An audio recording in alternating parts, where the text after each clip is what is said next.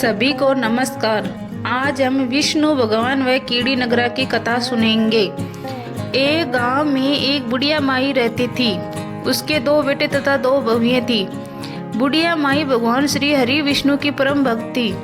अपना जीवन दान धर्म पुण्य कार्य कामों में लगाती थी, परंतु बुढ़िया माई कभी भी मंदिर और सत्संग में व तीर्थ स्थानों पर नहीं जाती थी।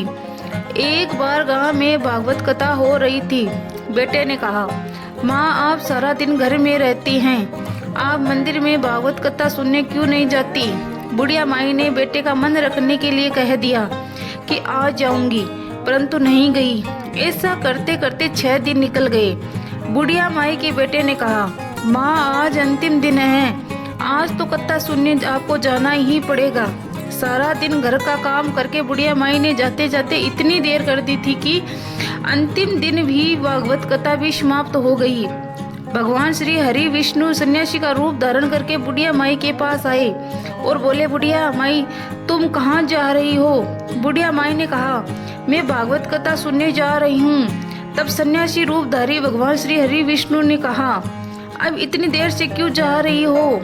वहाँ तो अब कथा समाप्त हो गई है, अब वहाँ जाकर क्या करोगी? बुढ़िया माई ने कहा, अब घर से निकली हूँ तो जाकर ही आऊंगी। सब सन्यासी रूपधारी भगवान श्री विष्णु ने कहा, अब कथा समाप्त हो गई है, भक्त लोग भी अपने घर चले गए हैं, अब तुम वहाँ से क्या लाओगी? तो बुढ़िया माई बोली, कुछ नहीं तो मैं वहाँ एक ईंट ही उठा लाऊंगी। तो सन्यासी रूपधारी भगवान श्री हरि विष्णु बोले, तुम वहाँ से मिट्टी की ईंट लाओगी, उसके बदले में मैं तुम्हें एक सोने की ईंट दे देता हूँ। बुढ़िया माई ने ईंट ले ली और घर की तरफ चल पड़ी और विचार करने लगी कि यदि यह ईंट घर लेकर जाऊंगी तो बेटे बहू झगड़ने लगेंगे। इसलिए घर के आंगन में बाहर ही बुढ़िया माई ने वह ईंट जमीन में गाड़ दी। परंतु अब बुढ़िया माई का ध्यान उस ईंट पर ही रहने लगा। खाने पीने घर के काम करने में सदैव बुढ़िया माई अपना ध्यान सोने की ईंट पर ही लगाए रखती।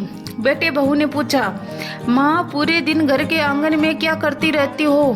तो बुढ़िया माई ने कहा, मैं आने जाने वाले को देखती रहती हूँ। एक दिन बुढ़िया माई मर गई। यमराज के दूत बुढ़िया माई को लेने आए। बुढ़िया माई को लेकर धर्मराज जी के पास पहुँचे और धर्मराज जी को सारी बात बताई। धर्मराज जी ने बुढ़िया माई को कुत्ते की योनि दे दी और कुत्तिया उसे पेड़ के नीचे बैठ गई।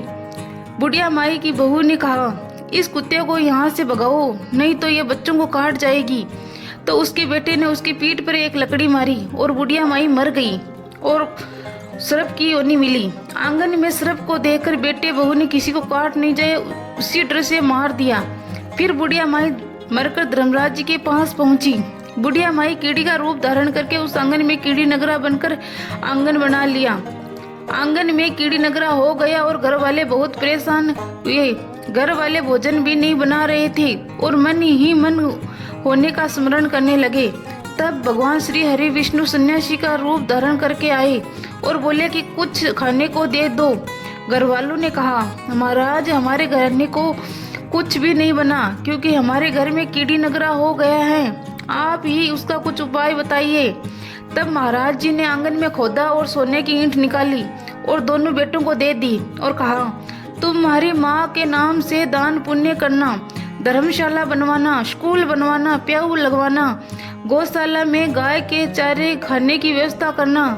परंतु दोनों बेटे आपस में झगड़ने लगे कि तू दान कर, तू दान कर। किसी ने बुढ़िया माई के नाम से कोई दान नहीं किया और कीड़ी नगरा वहाँ ही उसी स्वरूप स्थापित रहा।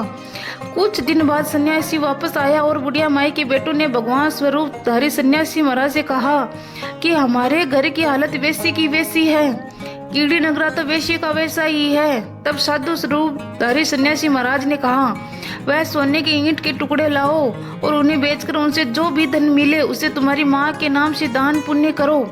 इस कीड़ी नगरा पर शक्कर और आटा डालो, तुम ऐसा करोगे तो तुम्हारी माँ को मोक्ष प्राप्ति होगी।